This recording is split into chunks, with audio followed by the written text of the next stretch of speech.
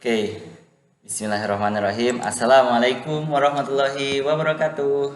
Perkenalkan, nama saya Ahmad Fikrianto, mahasiswa PGSD Angkatan 2018. Saya dari Pendidikan Guru Sekolah Dasar, kelas B Angkatan 2018. Hari ini, saya akan menjelaskan berkaitan dengan perubahan wujud zat. Pasti teman-teman semua sudah tidak asing dengan apa yang saya sebutkan sekarang ini. Jadi kalau misalnya terbesit di kepala kita gitu ya, misalnya dengar perubahan. Perubahan berarti ada suatu zat ke zat lain, ya kan? Ada dua benda yang akan hadir di sini. Yang pertama fase awalnya, kemudian fase setelah menjadi. Oke. Untuk lebih tahu selanjutnya, kita langsung saja ke slide-nya. Oke, hari ini kita akan membahas 4 hal ini, yaitu pengertian perubahan wujud zat, zat yang mengalami perubahan, macam-macam perubahan wujud zat, kemudian kesimpulan dari materi kita sekarang. Oke, singkat saja. Yang pertama, pengertian perubahan wujud zat. Perubahan wujud zat merupakan perubahan yang termodinamika dari fase benda ke keadaan wujud zat yang lainnya. Ya kan? Jadi sesuai dengan yang pengantar saya sampaikan tadi, itu ada dua yang nanti dapat kita telusuri. Kita lihat bahwa bentuk benda sebelum berubah, kemudian setelah berubah, ya kan? Maka yang setidaknya perlu kita pahami di sini, makna dari perubahan itu adalah pergantian wujud dari satu benda ke benda yang lain. Ya kan? Benda apa yang kemudian akan berubah? Yaitu ada 3 benda ini. Zat yang mengalami perubahan itu ada 3. Yang pertama padat, cair, dan gas. Kalau misalnya kita melihat padat itu biasanya benda-benda yang kemudian mungkin keras, identiknya. Kemudian cair itu seperti air, ya kan, dia bisa mengalir kemanapun dia inginkan dari atas ke bawah, tetapi bentuknya itu selalu membulat gitu ya. Kalau misalnya dilihat biasanya, kalau misalnya kita melihat di pinggiran air itu pasti ini ya, kita lihat ada tarikan seperti ini. Dia bulat-bulat seperti di ujungnya. Nanti teman-teman bisa lihat juga secara langsung ke air yang mungkin menggenang, itu pasti bentuknya seperti itu. Kemudian gas yang mungkin kita lihat itu di sekitar kita, ada oksigen, habis itu asap, itu banyak sekali di lingkungan kita, dan itu ada di mana aja, ya kan? Nah, itu yang dimaksud dengan gas. Jadi 3 zat ini yang kemudian nanti akan saling berubah satu sama lain, dari padat ke cair, cair ke gas, gas ke padat, begitupun sebaliknya. Jadi mereka saling berubah dari satu zat ke zat yang lain. Jadi kunci yang pertama kita perlu pahami adalah kita perlu mengetahui zat-zat apa yang kemudian akan berubah. Oke, selanjutnya sifat-sifat dari zat tersebut. Jadi kalau misalnya kita sudah mengetahui zat-zat yang akan berubah, maka kita perlu mengetahui sifat dari zat tersebut. Yang pertama itu ada padat. Padat itu memiliki sifat penyusunnya yang begitu rapat hingga dimanapun diletakkan tak akan berubah bentuk. Kalau misalnya kita bertemu dengan benda padat, atau mungkin di sekitar kita lihat saja ada benda padat, kita ingin taruh dimanapun dia berada, ditaruh di bawah meja, di atas lemari, dalam lemari, bentuknya tak akan berubah kecuali dia perubahan wujud zat.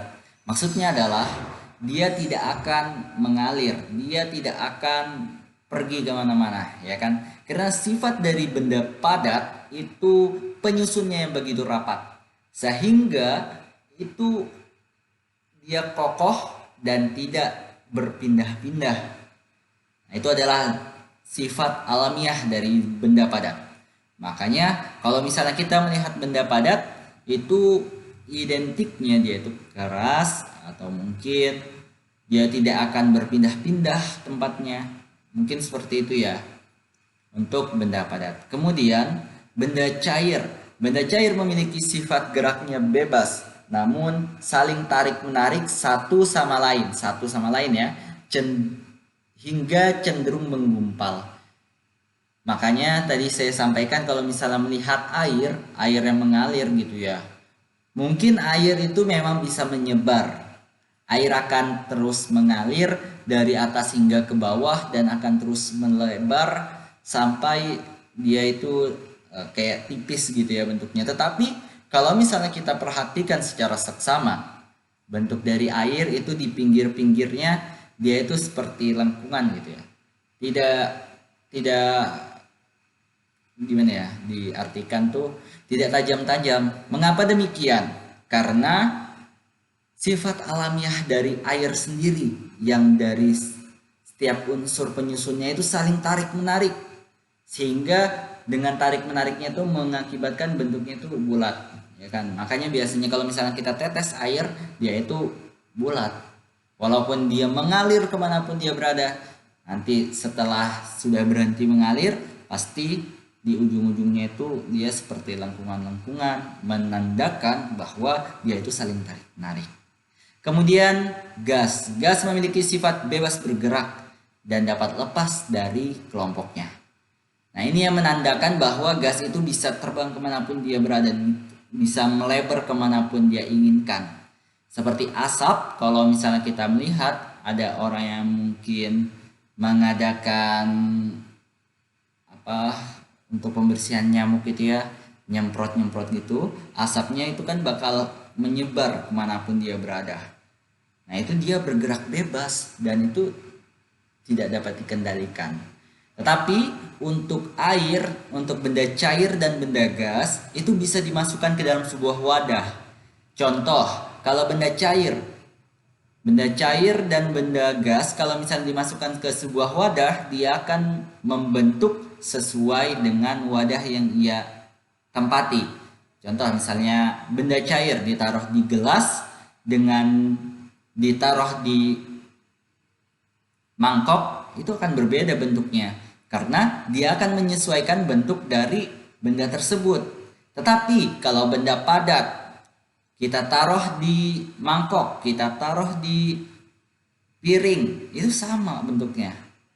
Berbeda dengan benda cair, karena sifat dari benda cair dan benda gas itu menyesuaikan bentuk benda yang menampung dirinya. Misalnya kalau benda gas itu di balon. Makanya biasanya ada balon-balon yang berbentuk hiasan-hiasan bagus-bagus ya, dibentuk kayak gitu, dan itu menandakan bahwa benda gas itu memasuki bentuk tersebut dan menyesuaikan dengan ruang yang diberikan dari benda tersebut. Oke, selanjutnya macam-macam perubahan wujud zat. Di sini ada 6 macam. Yang pertama mencair, membeku, mengembun, menguap, menyublim, dan mengkristal. Jadi ada 6 yang perlu kita pahami secara seksama sekarang. Tadi sudah ada 3 benda, sekarang ada 6 perubahan. 6 ini juga nanti akan saling berkesinambungan. Poin intinya adalah dari 3 benda tadi akan bisa berubah menjadi 3 benda dan itu akan saling berkesinambungan. Itu nanti diwujudkan dalam bentuk perubahan-perubahan ini yang habis ini akan kita pahami bersama. Yang pertama ada mencair dan membeku. Mencair dan membeku itu seperti kondisi di Antartika sana. Itu di kutub utara banyak es-es ya, banyak es batu. Kadang ya misalnya es itu kita beli es ya kan. Kenapa es batu itu bisa menghilang? Ya kan? Bisa tiba-tiba nggak ada aja gitu ya. Karena dia mengalami perubahan wujud zat. Nah, perubahan wujud zat seperti apa yang dialami dari es batu menjadi air? Itu kita baca dulu. Perubahan wujud zat mencair dan membeku. Perubahan wujud zat yang pertama dari kelompok cair dan padat. Perubahan zat yang terjadi ketika zat padat berubah menjadi cair ialah mencair. Sedangkan perubahan zat cair ke padat adalah membeku. Jadi begitu ya anak-anak semuanya. Kalau misalnya dari cair ke padat itu membeku. Misalnya kita melihat air dimasukin ke freezer, kemudian dia berubah jadi es. Nah itu ada perubahan dari cair ke padat. Dia awalnya jadi air, awalnya air kan, gak lama jadi es batu karena dimasukin freezer. Nah itu adalah perubahan wujud zat namanya membeku. Kemudian setelah es itu didiamin lama kan di luar, gak dimasukin di freezer, dia tuh jadi air lagi. Nah itu adalah perubahan wujud zat juga. Apa namanya? Namanya adalah mencair. Oke, yaitu ada dua perubahan wujud zat yang sudah kita dapatkan dan perlu kita pahami bersama. Dari padat ke cair itu mencair. Kalau misalnya dari cair ke padat, dari cair ke padat itu membeku. Oke, semoga paham. Selanjutnya ada dari padat ke gas. Kok bisa sih benda yang padat itu kan padat bisa ditaruh di mana aja tuh.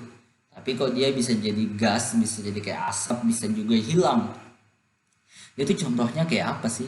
Misalnya ada yang punya kapur barus. Kapur barus itu kan untuk mengharumkan. Nah, itu dia bendanya padat, keras gitu ya.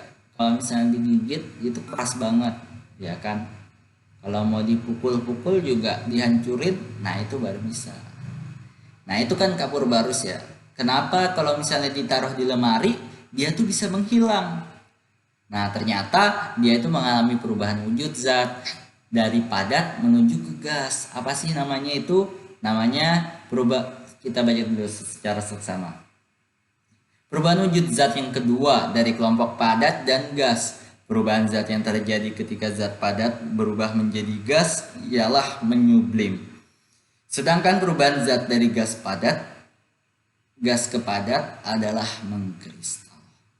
Oke, yang pertama kita akan bahas sedikit-sedikit. Yang pertama dari padat ke gas itu adalah menyublim. Terjadinya itu seperti yang saya sampaikan sebelumnya, yaitu kapur barus yang ditaruh di dalam lemari akan menghilang. Kok bisa sih menghilang? Yaitu karena dia mengalami perubahan wujud zat. Dan apa yang dihasilkan dari perubahan itu yaitu harumnya.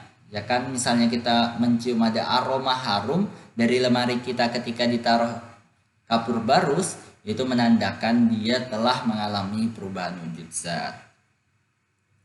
Kemudian yang selanjutnya ini kita lihat gambar yang bagus banget, ini adalah kristal. Kok bisa sih terbentuknya kristal ini? Terbentuknya karena dari benda gas gitu ya. Dari gas kemudian dia berubah menjadi padat. Nah, itu ya untuk mengkristal. Oke, yang terakhir dua lagi perubahan wujud zat yang perlu kita pahami, yaitu dari cair ke gas dan gas ke cair. Oke, kita akan baca perubahan wujud zat yang ketiga dari kelompok cair dan gas. Perubahan zat terjadi ketika zat cair berubah menjadi gas, ialah menguap. Sedangkan perubahan zat dari gas ke cair adalah mengembun. Nah, misalnya ada air kemudian dia jadi asap atau jadi uap, itu biasanya kita alami ketika kita melihat air yang dipanaskan. Misalnya orang tua kita memanaskan air di dapur gitu ya. Nah, itu biasanya ada asap-asap kan di atasnya banyak, apalagi kalau airnya itu sudah bergejolak, udah mendidih. Nah, itu bakal banyak tuh asap-asap di atasnya. Dan asap-asap itu adalah uap. Nah, itu adalah perubahan dari cair ke gas. Namanya menguap, ya kan? Nah, itu ya. Kemudian yang terakhir mengembun. Mengembun itu biasanya misalnya kita lagi jogging pagi kan? Jogging pagi, habis itu kita ngelihat di dedaunan yang ada di pinggiran itu biasanya di bawahnya kok ada air-air gitu, ya kan? Nah, itu ya sesuai dengan di gambar. Air-air itu ternyata dia bentuknya sebelumnya adalah gas. Gas yang kemudian nanti nempel ke daun-daun, kemudian dia jadi cair lagi. Nah, itu adalah bentuk embun. Nah, itu ya. Makanya biasanya kalau di pagi hari itu sejuk, ya kan, karena masih banyak embun. Nah, itu untuk perubahan wujud zat yang terakhir. Oke, kesimpulan perubahan wujud zat. Perubahan wujud zat merupakan fenomena yang terjadi ketika tiga wujud zat, padat, cair, dan gas, saling berubah bentuk dari satu bentuk ke bentuk yang lainnya. Oke, untuk perubahannya tadi yang sudah Bapak sampaikan. Mungkin itu dari Bapak, kurang lebihnya mohon dimaafkan. Afikum alfu istifafan. Wassalamualaikum warahmatullahi wabarakatuh. Sampai jumpa anak-anak.